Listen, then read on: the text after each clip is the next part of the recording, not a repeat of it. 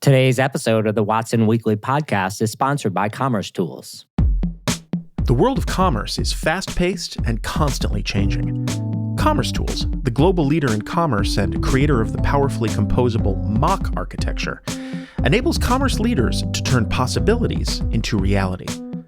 Commerce Tools helps businesses go from underperforming to overachieving, and from keeping up to setting the pace, all at a lower total cost. Go to commercetools.com to learn how to get started. It's October 23rd, 2023, and this is the Watson Weekly, your essential e-commerce digest. Today on our show, my comments on TikTok, Shopify, and Amazon. VF Corp gets a new activist investor. Flexport CEO says it's not going public.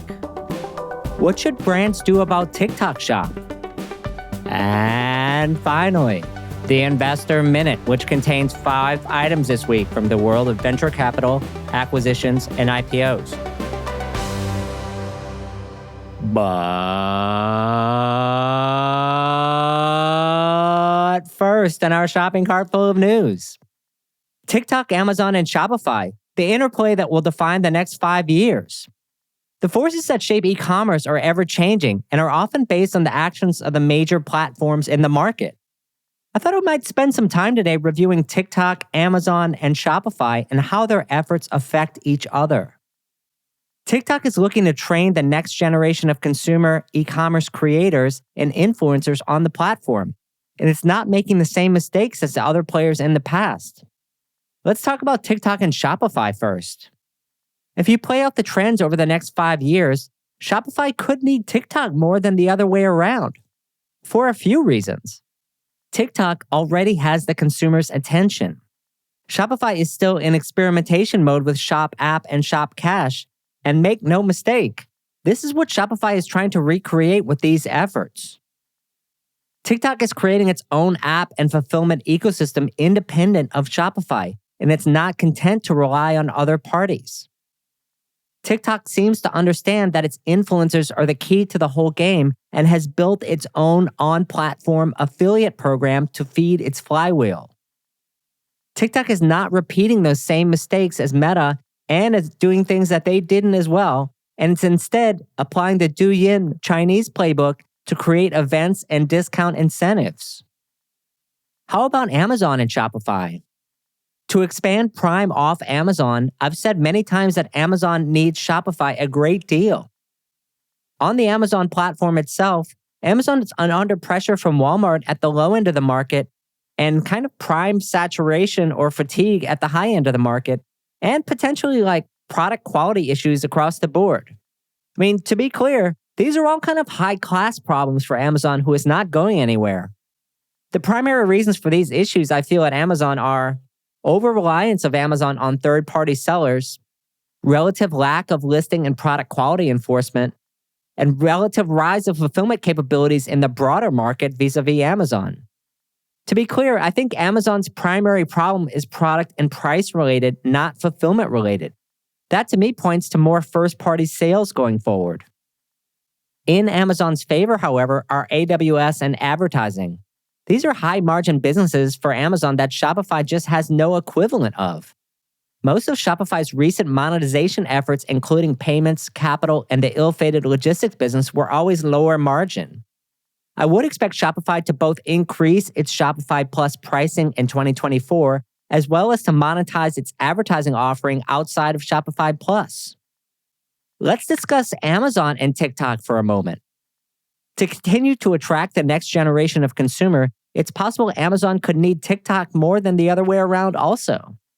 Indeed, even Amazon has published in the past about the success of its TikTok influencers. But I feel those gates may be closing on TikTok. To expand Amazon to the next generation, it needs to understand how to get in front of them better. And like Google's own social efforts, Amazon has not progressed beyond its Amazon affiliate program and into the video realm in a serious way. TikTok itself is looking to capitalize on its next-generation discovery and consideration advantage by closing off its purchases off-platform. This means that Amazon desperately needs its own scaled video property in order to compete for the next generation of consumer attention. The trends are working against it rather than for it. If you review all these players, you might be surprised to learn that TikTok actually has the most momentum in the market if it plays its cards right. Between Shopify and Amazon, both have something that the other wants. Shopify has a great relationship with merchants, and Amazon has a great advertising and fulfillment business. Our second story. VF Corp gets a new activist investor. VF Corp, the parent company of brands like North Face and Vans, has seen a new activist investor, one with a totally non-ironic name, Engaged Capital. Engaged Capital released a 26-page presentation, and here are a few highlights of the Engaged Capital presentation as I went through it. First, there is a searing indictment of the previous CEO, Steve Rendell, and the succession process used to select him. Second, the company pursued an ill-advised and overpriced acquisition of Supreme. The investors want the company to commit to no new acquisitions, read my lips, until the company's debt is paid down. Third, Engage Capital says there is about $300 million in cost reductions available and referred to the previous CEO's organization as a Death Star.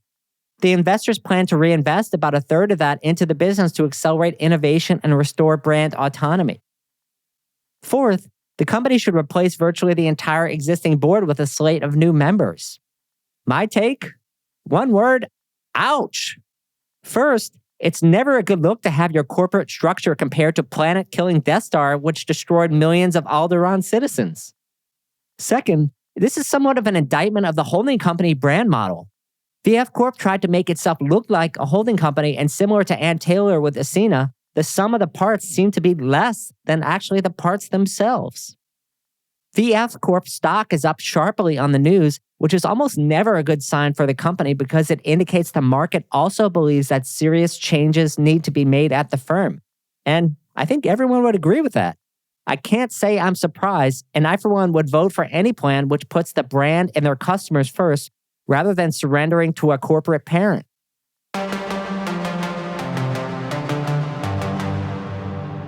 Our third story.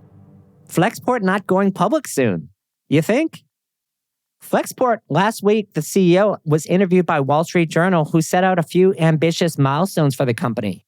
First, profitability by the end of 2024 or early 2025, but with no specific details. No plans to sell Flexport ever. And it eventually wants to be a Wall Street darling and throw off a lot of cash. Well, first of all, early 2025? That kind of prediction might as well be the first half of never in this economy, where profitability is at a premium. Second, where does this leave the Flexport fulfillment business acquired from Deliverr? Reliable fulfillment takes infrastructure and investment. And investment requires either growth and a healthy cap table so that you can have actually dry powder to get more capital, or the ability to throw off profit, and in a big way, neither of which Flexport has. It seems to me that the likelihood of Flexport returning to profitable growth and then entering the public markets is extremely low. Here's why. Part of it is about margins. If you have a logistics business, you have logistics margins. If you have primarily a software business, you have software margins. And if you have a lending business, you have margins based on prevailing interest rates. From Flexport's public pronouncements, it seems that the company's future is as a lender, which means to me that there is no place inside a restructuring Flexport to incubate and revitalize a flagging fulfillment business.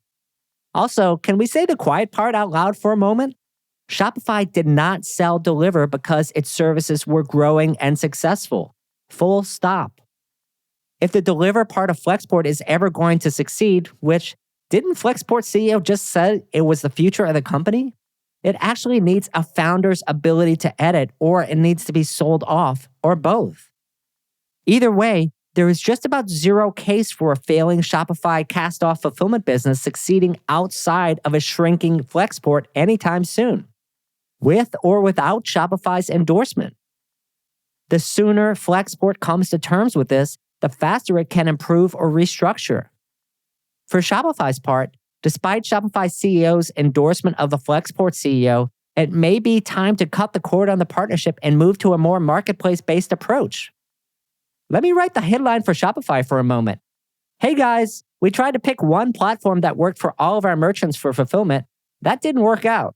Instead, what we're doing now is building a next-generation supply chain app store on Shopify, and we want the best providers in the world to sign up. Such a Shopify supply chain app store would be an industry first, defensible, and attractive to Shopify's partners.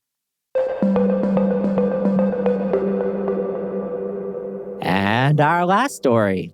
TikTok Shop may not work, but you should still be there anyway. The fact that many consumers are getting the same slate of strange viral TikTok products is actually good news for brands, especially those willing to experiment. Why is that, you might ask? Well, no one would really deny these two things. TikTok's personalization and matching algorithm is great and scary all at the same time. And second, the fact that so many consumers are getting the same viral products in their feed is a symptom of undersupply due to a new program with inexperienced brands. Add this up, and I believe that TikTok Shop could be the most underinvested e-commerce test and learn opportunity to come along in the next 3 years. Number 2 could end up being Shein Marketplace if they play their cards right. Both of them have great risk, but also huge potential and upside. This is the perfect kind of investment for a challenger brand. It's likely most of the TikTok e-commerce transaction volume will come from influencers and not brand stores themselves. This is still not widely understood in the market, and many brands will not take TikTok's silly micro creators seriously. And that would be a huge mistake. Here's some specific advice for merchants to keep in mind. Most mainstream brands would actually not be well served to create their own videos. The corporate environment often does not lend itself to the kind of creativity and whimsy needed for the medium. TikTok is clearly boosting videos that contain products right now and has announced it will be subsidizing deals on an ongoing basis. This means these videos will have outsized algorithmic importance while TikTok tries to build a program. What's the downside? If the whole thing fails in a couple of years, the only thing you have done is actually gained your product more exposure and learned a little bit more about what entertains and informs the next generation of consumers. In a channel with increasing relevance and influence, but few sales, the brands that invest and learn will be the winners. Going where your established competition is not is often a winning strategy, even if it doesn't always work out, which is, of course, that existential risk that exists. Even if the whole thing is shuttered in a few years, which it's not likely that will happen from my point of view, even with government intervention, then the brand equity on a growing channel could actually be valuable, and that alone could make it worth your while. Hey, Watsonians! Did you know that the FTC and states have filed a lawsuit against Amazon? If you were in our online community, you would. To stay on top of what's going on in e-commerce and join the conversation, visit community.rmwcommerce.com today. Now a word from our sponsor, Commerce Tools. When a multi-billion-dollar beauty brand's e-commerce platform neared the end of its life, the entire business was at risk, including the ability to serve customers. By switching to Commerce Tools and embracing a more flexible mock architecture, the retailer's vision for connecting in-store and personalized shopping experiences became a reality. The brand can now roll out new features within days, securing its position as a modern brand that uses technology to its advantage. If you're being held hostage by your technology platform and your developers have thrown up their hands, tell them to start a free trial at commercetools.com today. It's that time, friends, for our Investor Minute. We have 5 items on the menu today. First, consumer brand accelerator SuperOrdinary raises $58 million Series B. SuperOrdinary raised $58 million in Series B funding valued at over $800 million, and it's going to use the money to invest in global live streaming capabilities, Amazon account management, brand protection services, and creator monetization. Second, Apex Funds acquires Bazooka Candy Brands. Apex Funds has acquired Bazooka Candy Brands from Tornante and Madison Dearborn Partners for an undisclosed amount.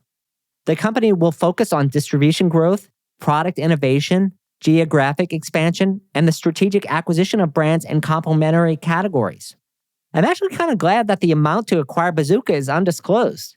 If Apex Funds pays a lot for Bazooka bubblegum, it would actually make me a little upset because this was always the most difficult gum to chew. Third, peer-to-peer fashion rental marketplace Pickle raises $8 million in seed funding. Pickle, a peer-to-peer fashion rental marketplace, has raised $8 million in seed funding. The new funding will be used to expand into new categories, new U.S. markets, and retail. Think of Pickle as Rent the Runway, but without the subscription, which it seems like we have not proven profitability in any of these models yet. Fourth, Showfields files for bankruptcy. Do you remember Showfields, the immersive retail location for direct-to-consumer brands? They have just filed for bankruptcy protection. This is just another reminder that retail is hard, folks. And finally, Blue Yonder to acquire first and last mile logistics provider Dawdle. Blue Yonder plans to acquire UK-based return specialist Dawdle for an undisclosed sum, providing its customers with an end-to-end supply chain solution with returns visibility.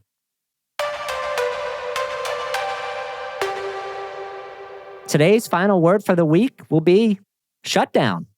I actually just learned that TJ Maxx is shutting down its e-commerce site on the platform. I really think this is like an incredibly terrible decision, despite the fact that they seem to be looking to get off its Oracle ATG platform. Instead, what they should do is reimagine their digital experiences and build something that works with their innovative off-price model. That's all for this week. Till next time, Watsonians. Hi, I'm Rick Watson, CEO and founder of RMW Commerce Consulting and host of the Watson Weekly podcast, your essential e-commerce digest. Our production partner for this series is Citizen Racecar. The show is produced by Jose Baez. Production manager, Gabriela Montequin. To hear new episodes of the show every Monday morning, subscribe now at rmwcommerce.com/Watson Weekly and wherever you get your podcasts.